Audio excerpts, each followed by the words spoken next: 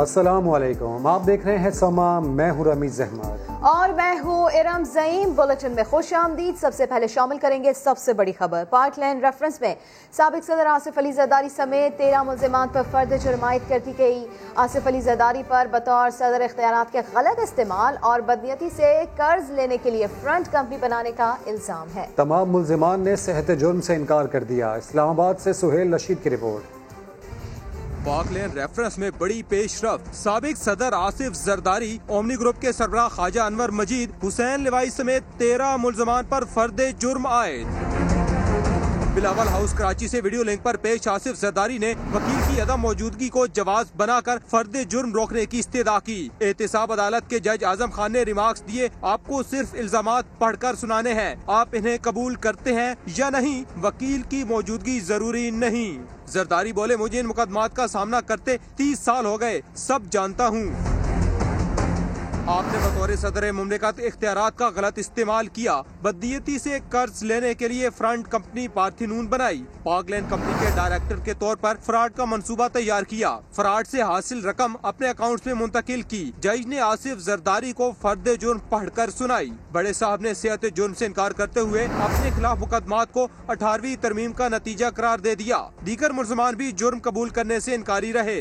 Reference में सिर्फ 3 इश्तिहारी मुल्जिमान यूनुस किदवाई, अजीज नईम और इकबाल मेमन पर फर्द जुर्म आयद न की जा सकी। अदालत ने 1 सितंबर को आसिफ जरदारी के खिलाफ नैब के 3 गवाहों को तलब कर लिया।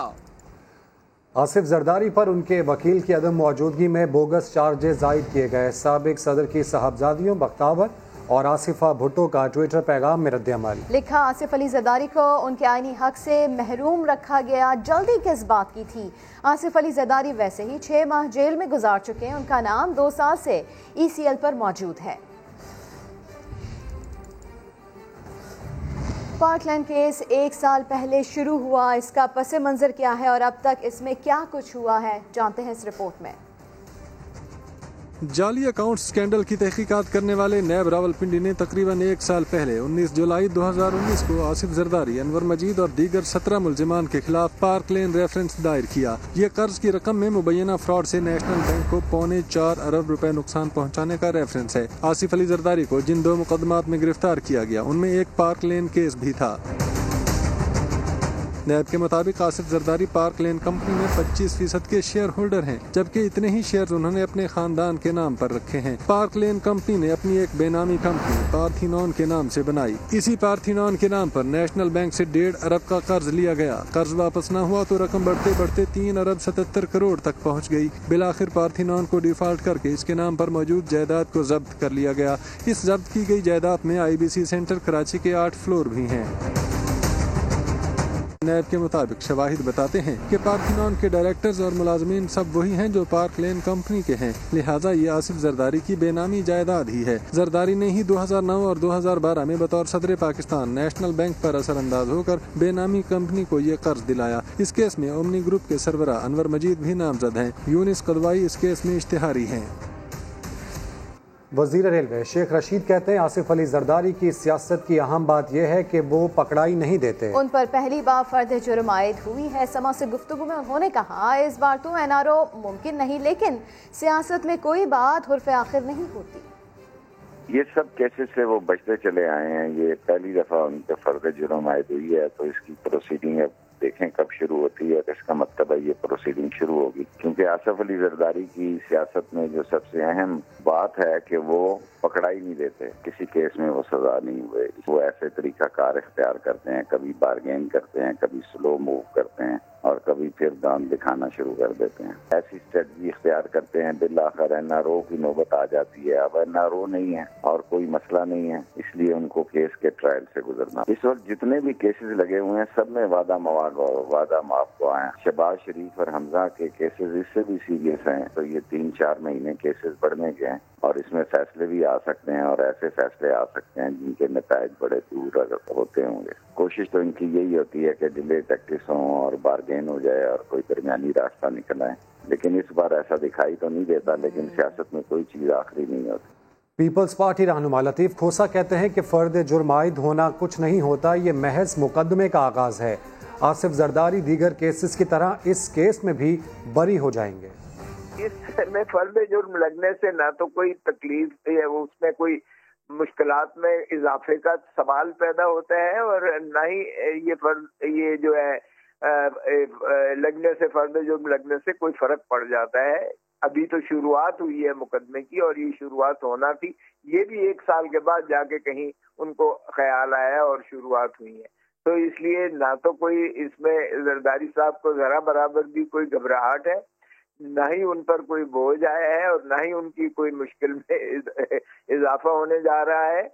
ये एक तकमीली कार्रवाई थी जो ज़ाब्ता फौजदारी की, और वो की गई है। और इसके बाद आप देख लीजिएगा कि चाहे ये 20 साल बाद इसका फैसला हो, जो जाहिर है कि ये अनकरीब मुमकिन नहीं है, उसके बाद भी जिस तरह बाकी केसेस में बाइज्जत बरी हुए हैं, ये इस केस से भी बाइज्जत बरी होंगे। चीफ जस्टिस ऑफ पाकिस्तान ने कराची से तमाम बिलबोर्ड्स हटाने का हुक्म दे दिया। सुप्रीम कोर्ट कराची रजिस्ट्री में अहम मुकदमात की समाअत के दौरान चीफ जस्टिस में कराची पर भी बरस पड़े। रिमार्क्स दिए कि कराची को हर कोई तबाह कर रहा है, यहाँ लगता है सब के सब माफिया बने हुए हैं कि इलेक्ट्रिक की भी क्लास ले ली। पूरी इंतजामिया का नाम ECL में शामिल करने का हुक्म दे दिया।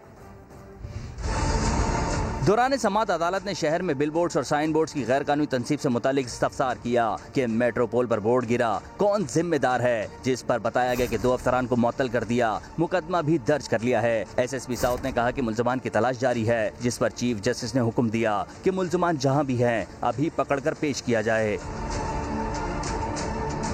इन सब को हटाएं, लोग कैसे जिंदगी गुजार रहे हैं, यहाँ हुकूमत नाम की कोई चीज है क्या? कहा वजीर आला सिंध हेलीकॉप्टर का दौरा कर आ जाते हैं, होता कुछ नहीं। शहर में कचरा, गंदगी और हर तरफ ताफून की सूरत हाल है। क्या लोगों के साथ दुश्मनी निकाली जा रही है? कहाँ है mayor Karachi? Chief justice Pakistan के इस्तफसार पर वसीम अख्तर नशिस्त पर खड़े हो गए, जिस पर चीफ जस्टिस ने रिमार्क्स दिए, जाओ भाई अब जान छोड़ो।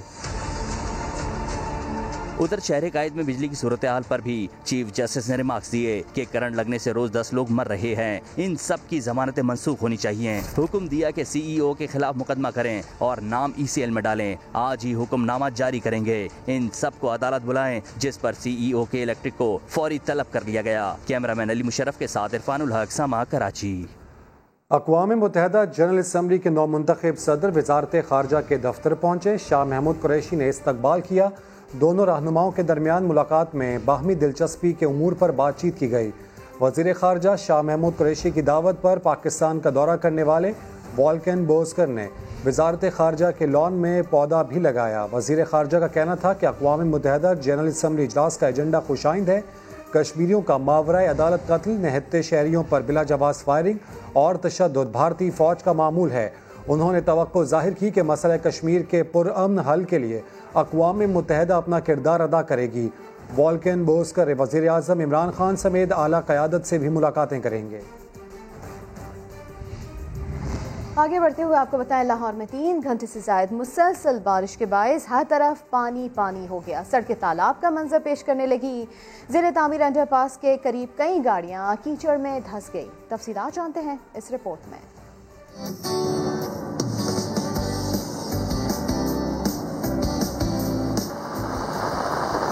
लाहौर में मानसून सीजन की शदीद तरीन बारिश। अलसुबह शुरू होने वाली बारिश तकरीबन 3 घंटे से जायद जारी रही। सड़कें, गलियां और मार्केट्स पानी से भर गईं। बारिश के बायस गर्मी का जोर तो टूट गया, मगर शहरियों को मसाइल का सामना भी करना पड़ा। थोड़ा सा है, पानी वगैरह जमा हो गया, लेकिन हबस का यानी कि हबस वगैरह खत्म हो गया है। लाहौर जो है वो डूब जाता है, ये बहुत बड़ा मसला है। तो काइंडली इसके ऊपर अगर कोई थोड़ा सा गौर व फिक्र किया जाए। कई मकामात पर ट्रैफिक की रवानी मुतासिर हुई। ज़ेरे तामीर सड़कों पर मुतादिद गाड़ियां फंस गईं। सबसे ज्यादा बारिश जोहर टाउन में 103 मिलीमीटर रिकॉर्ड की गई। ताजपुरा 93 मिलीमीटर, निश्तर टाउन 91 और एयरपोर्ट पर 86 मिलीमीटर बारिश हुई। महकमा मौसमियात ने आइंदा 24 घंटों के दौरान मजीद बारिश की पेशगोई की है। उधर वज़ीर आला पंजाब उस्मान बुज़दार ने नशीबी इलाकों से पानी की जल्द निकासी का हुक्म दिया है। उन्होंने वासा और इंतजामी अफसरान से कहा है कि वो खुद फील्ड में मौजूद रहें। फिरदौस मार्केट लाहौर के करीब गाड़ियां पानी में फंस गईं, जिन्हें क्रेन की मदद से निकाला जा रहा है। अपडेट्स हासिल कर लेते हैं समा के नुमाइंदे शाहिद हुसैन से। शाहिद, क्या सूरत हाल है यहाँ पर, कितनी गाड़ियाँ हैं? जी, मजमूई तौर पर इस वक्त तक 3 गाड़ियां यहाँ पर फंस चुकी हैं और उसकी वजह यह है कि फिरदौस मार्केट के पास जो है वो अंडरपास एक बनाया जा रहा है ताकि वहाँ पर ट्रैफिक की रवानी जो है वो आसानी से हो सके। ये अंडरपास जो है इसको कहा गया था कि जल्द 2 माह की मुद्दत में मुकम्मल करेंगे, लेकिन उसी पर ही काम किया जा रहा था और यहाँ पर जो सड़क है खोद कर दोबारा उसको भर दिया गया था। लेकिन आज जब बारिश हुई है तो कई जगहों से जहां पर वो भराई की गई थी वहां पर से अब सड़क जो है वो नीचे धंस गई, जिसकी वजह से गाड़ियां जो थी वो वहां पर फंस गई और कई गाड़ियों को निकालने के लिए यहां पर क्रेन भी बुलानी पड़ी। अभी इस वक्त जो है वो एक गाड़ी यहाँ पर अभी भी फंसी हुई है जिसको निकाला जाएगा, लेकिन 2 गाड़ियों को क्रेन की मदद से निकाल लिया गया। जी, अपडेट्स के लिए शुक्रिया शाहिद। लाहौर के कई इलाके डूब गए। अंदरूनी शहर के इलाकों में 3 फुट तक पानी खड़ा है। बारिश रुके 1.5 घंटा बीत गया, सड़कों से पानी ना निकाला जा सका। ताजपुरा से गुलबर्ग तक जहां नजर दौड़ाए पानी ही पानी है। बात कर लेते हैं दानियाल उमर से। दानियाल, तो निकासी आपके लिए कुछ नहीं किया जा रहा? जी बिल्कुल, लाहौर में 4 घंटे तक तो बारिश का सिलसिला जारी रहा और तकरीबन 10-10:15 बजे के करीब जो है वो बारिश रुक गई थी, लेकिन उसके बाद लाहौर के कई निशेबी इलाके जो हैं वो ज़ेरे आब आ गए हैं, जिनके अंदर जो अंदरूनी शहर के इलाके हैं, ईटी के साथ साथ गुलशन रावी है, चुबुर्जी है, ताजपुरा स्कीम है, साथ ही साथ जो चंद एक पोस्ट इलाके हैं जिनके अंदर गुलबर्ग शामिल है, जौहर टाउन शामिल है, वहाँ भी जो है वो कई फीट जो है वो पानी खड़ा हो गया है।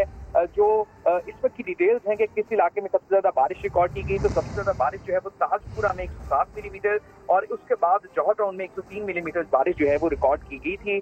शहरियों को शदीद मुश्किलात का सामना बारिश की वजह से करना पड़ रहा है, जबकि MD वासा के मुताबिक 2 से 3 घंटे के अंदर मुख्तलिफ जो पॉइंटिंग पॉइंट्स हैं उनको क्लियर कर दिया जाएगा। बहुत शुक्रिया दानियाल उमर आपका। काचों में सैलाबी पानी की सतह में कमी आना शुरू हो गई। FP बंद को RD 44 के मकाम पर 50 फीट चौड़ा शगाफ पड़ गया। कच्चे मकानात जमी बोस हो गए। लियाकत अली की रिपोर्ट। दादू में कीर्थर के पहाड़ों से आने वाले रेले से सैकड़ों देहात मुतासिर हुए। काचू में पहाड़ी नदी नालों में तुगियाने से मुतअद्दिद देहात पानी के घेरे में हैं। कच्चे मकान जमी बोस हो गए, जबकि पोल गिरने से बिजली का निजाम दरहम बरहम हो गया। सूरत सा कढी माल मता धन सब लुढ़िया घर धर सब सामान सॼो रात असांखे ख़बर कोन पियो काहे जी केरु कोन कंहिं पुछा न कयो ई छा थियो छा न थियो। FP बंद पर शगाफ पड़ने की वजह से पानी मुख्तलिफ देहात में दाखिल हो रहा है, जबकि दीगर मकामात पर पानी की सतह में कमी आना शुरू हो गई। यूनियन कौंसिल डरेक बाला, सावड़ो, छन्नी, टंडो रहीम खान और वाही पांडी के देहात ज्यादा मुतासिर हैं। पानी का रेला बहुत अभी चल रहा है। हम DC दादू और पाक आर्मी से मुतालबा करते हैं, अपील करते हैं कि फौरी तौर पे चीनी और जो काछों का पूरा इलाका है वहाँ लोग फंसे हैं, उनकी मदद की जाए। जिले इंतजामिया के मुताबिक अब तक 350 से ज्यादा अफराद को रेस्क्यू किया जा चुका है। आर्मी के जवान, पुलिस, PDMA और नेवी की टीम भी इमदादी कामों में हिस्सा ले रही हैं। बलूचिस्तान के इलाके खुसदार में 4 दिन की बारिश ने तबाही मचा दी। गुज़िश्ता रात सैलाबी रेले घरों में दाखिल हो गए। आमिर बाजोई की रिपोर्ट देखते हैं। खुसदार में बारिश की तबाहकारियां, सैलाबी रेलों में जिंदगी की जमा पूंजी बह गई। बेआसरा लोग नकल मकानी पर मजबूर। ये है मोला व कंजड़ में हर तरफ तबाही के मनाजर। सब्ज दरख्तों और जर्द पत्थरों के अलावा यहाँ जिंदगी का कोई रंग नहीं बचा। गुज़िश्ता रात 4 बजे को सैलाबी रैली आ गई, हमारे शहर में दाखिल होकर दीवारों को गिराया। 15 कमरों के छत्ते गिर गए हैं, बहुत माली नुकसान हो गया है। हम वड इंतजामिया, खुददार इंतजामिया इदारों से गुजारिश करते हैं कि हमें फौरी इमदाद पहुँचाए। मुतासरा लोगों का कहना है कि माल मवेशी सब कुछ बह गया और वो गैर महफूज हो गए हैं। हम हुकूमत बलूचिस्तान से गुजारिश करते हैं कि हमारे लिए मदद के लिए पहुँच जाए, हमें खेमा वगैरह पहुँचाए, हमारे लिए कोई बंद वगैरह बनाए। मुनहद्दिम मकानात को देखकर इलाका मकीन अफसरदा है। उनका हुकूमत से मुतालबा है कि राब्ता सड़कें बहाल करके उनको जल्द अज जल्द रेस्क्यू किया जाए। आमिर बाजोई, समा, खुसदार। कराची में हालिया बारिशों के बाद मलीर नदी ओवरफ्लो हुई तो कॉजवे और कोरंगी नदी रोड पानी से भर गया। दोनों सड़कों को आज भी पानी का ज्यादा बहाव होने की वजह से ट्रैफिक के लिए बंद कर दिया गया है। खतरे के बावजूद मोटरसाइकिल सवार कॉजवे पर सफर कर रहे हैं। बात कर लेते हैं सऊद बिन मुर्तजा से। सऊद, बताइएगा सूरत हाल के बारे में। जी बिल्कुल, कराची में बारिशें हुई और बहुत पानी आया। सड़कों से तो पानी निकल गया आम शाहराहों से, लेकिन मलिर नदी इस पानी से ओवरफ्लो हुई। उसके बाद कोरंगी कॉजवे और नदी रोड जो है ट्रैफिक के लिए बंद किया गया था। 3 दिन हो चुके हैं, आज तीसरा रोज़ है ये ट्रैफिक के लिए बंद। ये कैमरामैन मोहसिन आपको दिखाएं कि मोटरसाइकिल सवार उजलत में इसी पानी में सफ़र करने पर मजबूर है, जिस पर ट्रैफिक की रवानी को बंद किया गया है अभी तक, क्योंकि पानी का बहाव चल रहा है मलिर से कॉजवे और यहाँ से जो कोरंगी नदी है वहाँ, और वहाँ से आगे पानी ये जा रहा है। इसी वजह से ट्रैफिक पुलिस की जानिब से दोनों सड़कों को बंद करके जो ट्रैफिक है वो जाम सादिक और बिलाल चौरंगी समेत अतराफ में मोड़ा गया है। यहाँ पर अगर कैमरामैन आपको दिखाएं कि एक बहुत बड़ी तादाद है जो मोटरसाइकिल सवारों की, जो रुकने के बावजूद यहाँ से आ गई, ताकि उजलत में जल्दी में दफातर को जाने के लिए और अपने कामों पे जाने के लिए इसी पानी में से जान को खतरे में डालकर सफ़र कर लें। जो शहरी हैं उनका ये कहना है कि ये शॉर्ट रास्ता है, इसी पर उनका गुजर होता है, और ये जब बंद होते हैं ये दोनों रास्ते तो जाम सादिक पर एक बहुत ज़्यादा हैवी फ्लो पड़ जाता है ट्रैफिक का, जिससे मजीद वक्त लगता है, परेशानी होती है। मोटरसाइकिल सवार मना करने के बावजूद इस ट्रैफिक पे, इस सड़क पर सफ़र करने पर मजबूर हैं। जी तो लॉकडाउन ख़त्म, आज से रेस्टोरेंट्स, सिनेमा हॉल्स और जिम्स खुल जाएंगे। रात 10 बजे तक रेस्टोरेंट्स पर डाइनिंग की इजाज़त होगी, जबकि कारोबार शाम 7 के बजाय रात 9 बजे तक करने की इजाज़त दे दी गई। सिंध हुकूमत का कहना है कि national command and operation centre के फैसलों की रोशनी में ये इजाज़त दी गई। इंतज़ामिया को SOPs पर सख्ती से अमल दरामद कराना होगा। लाहौर में भी आज से लॉकडाउन ख़त्म हो रहा है। हुकूमती नोटिफिकेशन के मुताबिक तमाम रेस्टोरेंट्स और पब्लिक ट्रांसपोर्ट SOPs के तहत खुल जाएंगे। और भी हैं, शामिल करेंगे इस ब्रेक के बाद। हमारे साथ रहिएगा।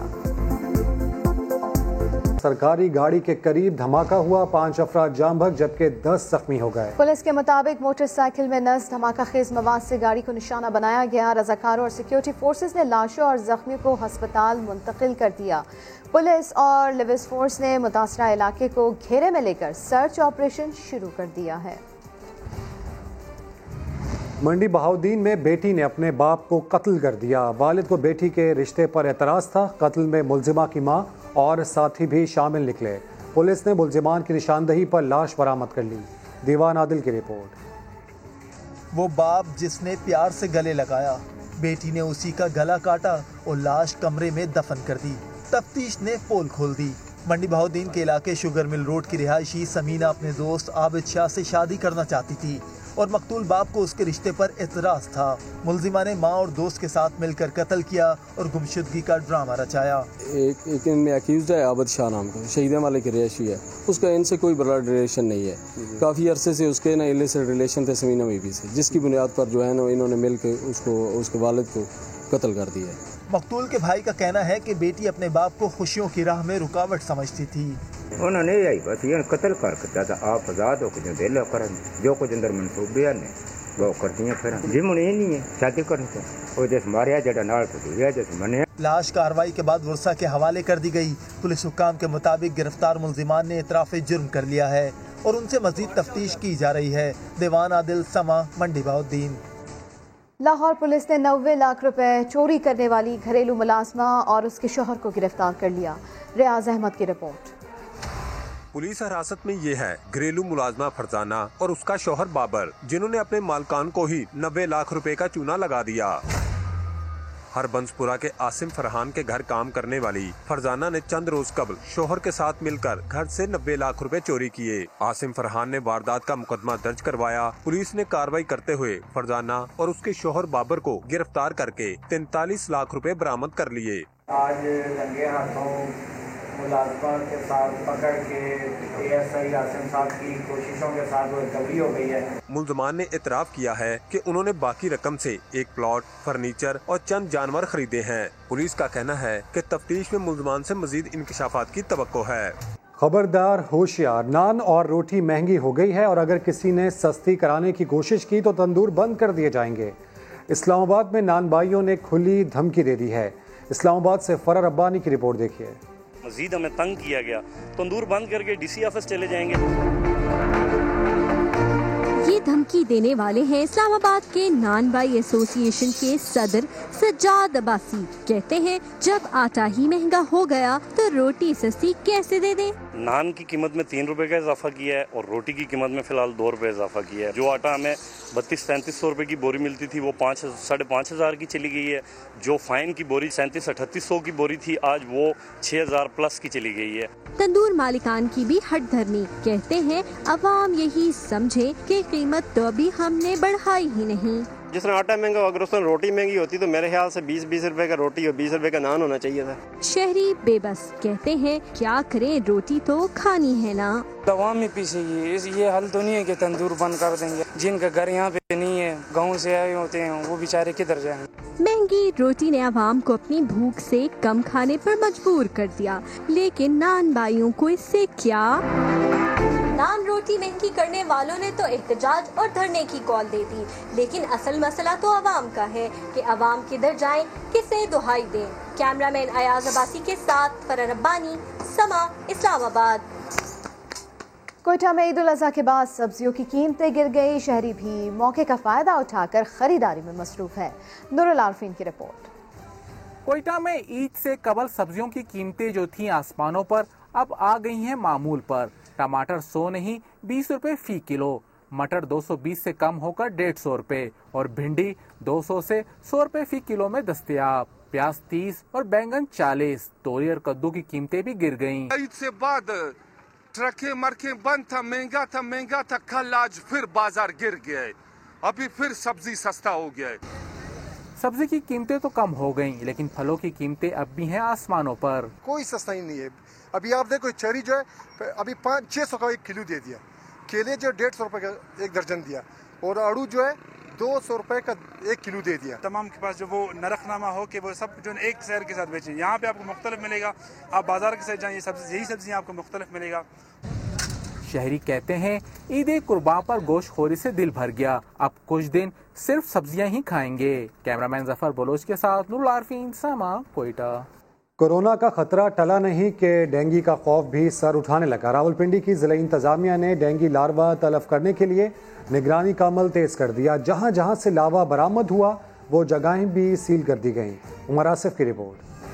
कोरोना के बाद रावलपिंडी वालों के लिए डेंगू का खतरा। रत्तामराल, बंगश कॉलोनी, चक जलालदीन, ढोक मुंशी समेत कई इलाके खतरनाक करार। जिले इंतजामिया मुमकिन खतरे से निमटने के लिए एक्शन में आ गई। घरों और दीगर जगहों पर डेंगू सर्विलेंस का अमल तेज कर दिया गया। डर की मीटिंग भी आप उसमें हैं तो आपको एक ना सब्सटेंशियल सर्च लार्वा डिटेक्शन में नजर आएगी। इस जगह पे लार्वा डिटेक्शन ज्यादा होती है तो उसको क्लीन स्वीप करते हैं, हर घर की सर्विलेंस होती है। जिला इंतजामिया ने लार्वा बरामदगी पर बहुत सी जगहें सील भी कर दी। मोर देन 100 में हैं जो इस साल सील हो चुके हैं, वार्निंग है, चालान हो चुके हैं लोग। उसके बाद ये है कि लोगों को फाइन हमने काफी सब्सटेंशियल किए। जिला इंतजामिया ने इस मरतबा मंसूबे के मुताबिक डिस्ट्रिक्ट हेडक्वार्टर अस्पताल को डेंगू के मरीजों के लिए मुख्तस करने का फैसला किया है। सुई सर्दन के सिस्टम में खराबी की वजह से कराची के मुख्तलिफ इलाकों में गैस का प्रेशर बहुत कम है। कौन कौन से इलाके मुतासर हैं, जान लेते हैं समा के नुमाइंदे खुर्शीद आलम से। खुर्शीद, आप किस इलाके में है और क्या कहना है यहाँ आवाम का? जी बिल्कुल, मैं इस वक्त मौजूद हूँ न्यू कराची सेक्टर 11D में, जहाँ पर मुख्तलिफ इलाकों में जब मालूमात हासिल की गई तो पता चला कि यहाँ पर गैस का प्रेशर इंतहाई कम है और जिसकी वजह से ख़वातीन को खाना पकाने में, नाश्ते की तैयारी में काफ़ी दुश्वारी का सामना करना पड़ता है और बसा औक़ात तो प्रेशर इतना कम हो जाता है कि वो इंतज़ार की ज़हमत बर्दाश्त करने पर भी मजबूर होती हैं, जिसके बाद खाना या तो बाहर से मंगवाया जाता है या फिर लकड़ी के चूल्हे जिन घरों में हैं उसका वो इस्तेमाल करते हैं, या फिर बाज़ लोगों ने फिर इस बात का भी इंतजाम कर रखा है कि वो सिलेंडर भरवाएं और उसके ज़रिए अपने बच्चों के लिए, घर के लिए खाना वगैरह बनाया जा सके। लेकिन मजमूई तौर पर न्यू कराची के मुख्तलिफ इलाकों में प्रेशर बहुत ज़्यादा कम आ रहा है, जिसके बारे में आवाम का यही कहना है कि इससे पहले उनके इलाकों में गैस की इस तरह की कभी किल्लत नहीं देखी गई। जी, खुर्शीद आलम अपडेट कर रहे थे। फैसलाबादियों के लिए खुशखबरी, रास्ते ब्लॉक हो या ट्रैफिक चालान की रकम जमा करवानी हो, घबराने की जरूरत नहीं। सिटी ट्रैफिक पुलिस ने शहरियों की आसानी के लिए नया सिस्टम मुतारिफ करवा दिया। शाहीन शहजादी की रिपोर्ट। न बैंकों में लंबी कतारों की झंझट, न ट्रैफिक चालान भरने के लिए इंतजार की जहमत। फैसलाबाद सिटी ट्रैफिक पुलिस ने ई चालान पेमेंट की सहूलत मुतारिफ करवा दी।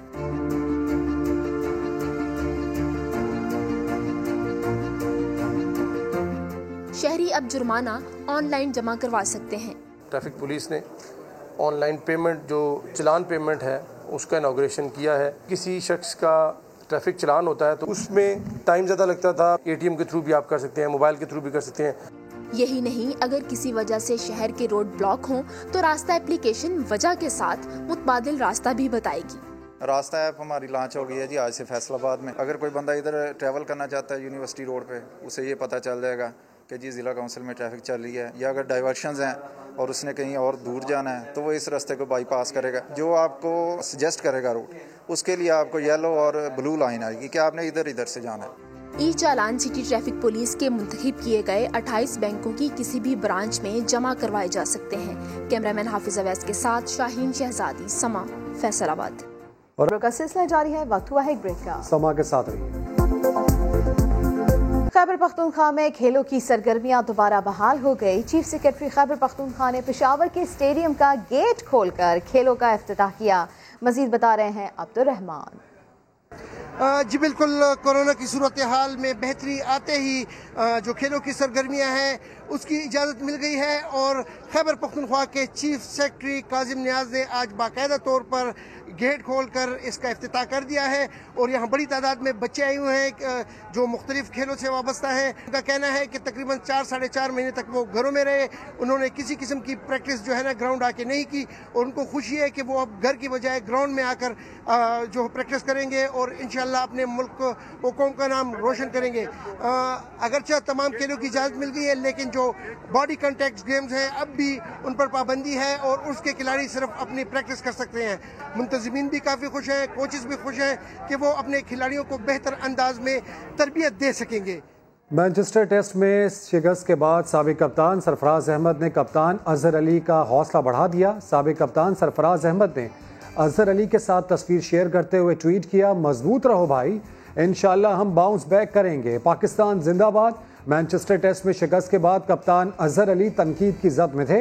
कोई उनकी कप्तानी तो कोई परफॉर्मेंस पर सवाल उठा रहा था। ब्रेक के बाद हाजिर होंगे हेडलाइंस के साथ, देखते रहिए समा।